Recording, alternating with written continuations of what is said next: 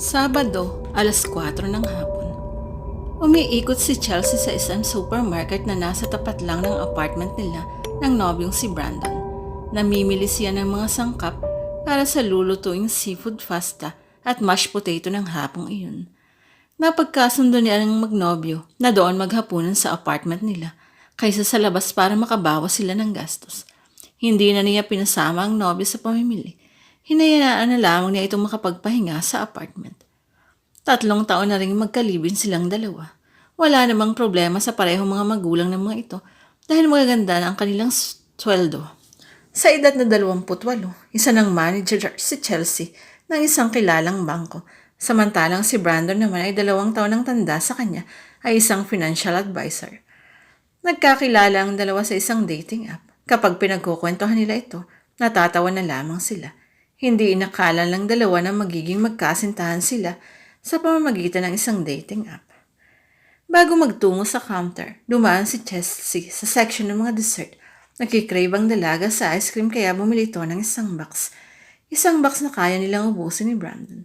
Ayaw na ayaw ng nobyo niya na kumakain sila ng unhealthy food. Very conscious si Brandon sa kalusugan at nagpapasalamat naman si Chelsea at naimpluwensyahan siya nito. Parehong balingkinita na ang kanilang pangangatawan at parehong malusog. Kaya sana ipagbiyan siya ng nobyo na kumain sila ng ice cream sa dinner nila. Maraming nagiging kliyente ang kanyang nobyo dahil sa gwapo ito, moreno at maganda ang pangatawan. Kaya naman porsiguro itong i-maintain ang healthy lifestyle. 2 beses din siya kung bumisita sa gym sa isang linggo. Tuwing bakanting oras ng Manila sa hapon, ang madaling araw ay nagja-jogging sila sa loob ng compound ng kanilang apartment. Pagkatapos magbayad ay nilakad na ni Chelsea ang kalsadang pabalik ng kanilang apartment. Pagbukas niya ng pintuan, nakita niyang nakaupo si Brandon sa sala. Nginitian ng dalaga ito pero hindi ito gumanti. Nakatulalang nakatingin lamang ito sa kanya. Inisip na lamang ng dalaga na baka dahil bagong gising ito at wala pa sa mood.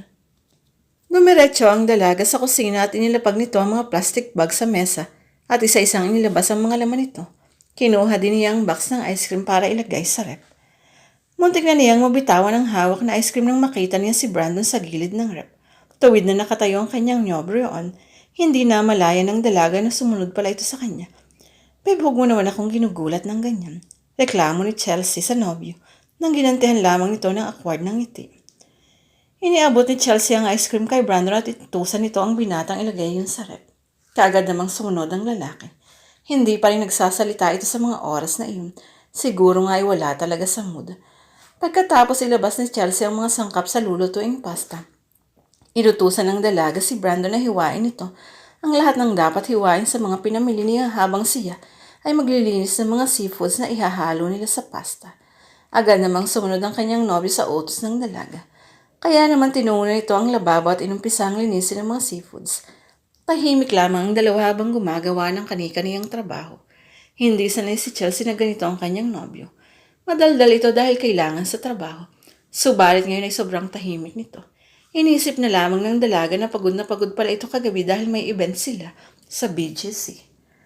Tinuo ni Chelsea ang refrigerator para kumuha ng malamig na tubig dahil nakaramdam siya ng pagkauhaw. Nagtaka ang dalaga nang makitang wala ang water tumbler ni Brandon na ginagamit ni tuwing magja-jogging sa loob ng compound sa tuwing hapon. Hindi niya alam kung bakit bigla siyang kinabahan. Naalala niya ang kwento ng isang kaibigan niya sa office tungkol sa doppelganger. Mga nilalang daw ito na nagagawa ng anyo ng totoong tao at minsan ay pumapatay pa. Madalas daw itong nagpapakita sa mga lugar o tirahan na nabakante ng matagal na panahon. Minsan daw ay mabait ang mga ito at nanlalaro lamang ng tao. Pero minsan ay masama rin ang mga ito. Kaya din daw pumatay ng mga ito.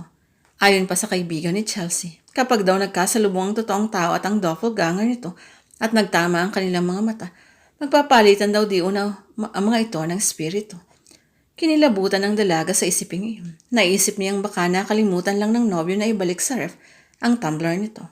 Baka nailagay lamang nito sa kung saan. Gayunpaman, hindi nawawala ang kaba at kilabot na nararamdaman ni Chelsea.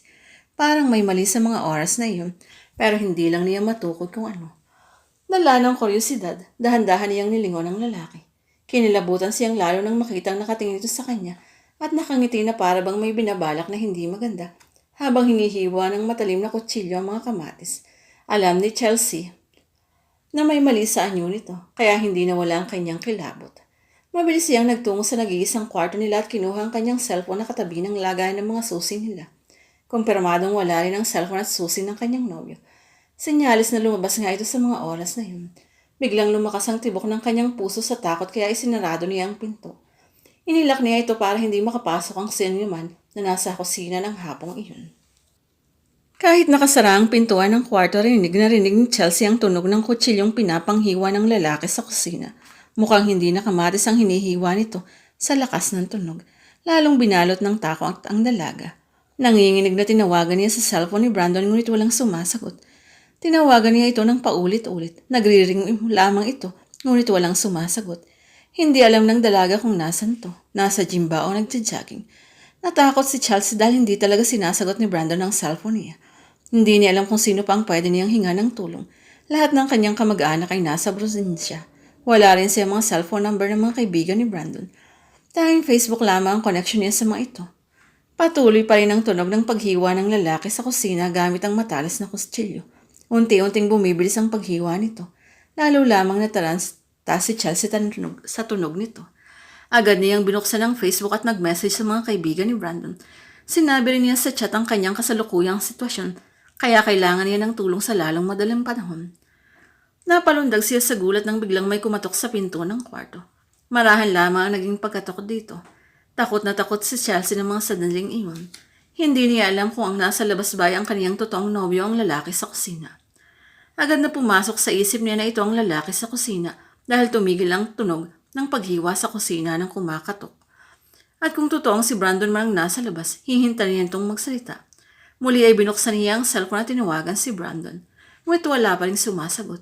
Naisip din ni Chelsea na kung si Brandon ang nasa labas ng pinto, dapat tumunog ang cellphone ito.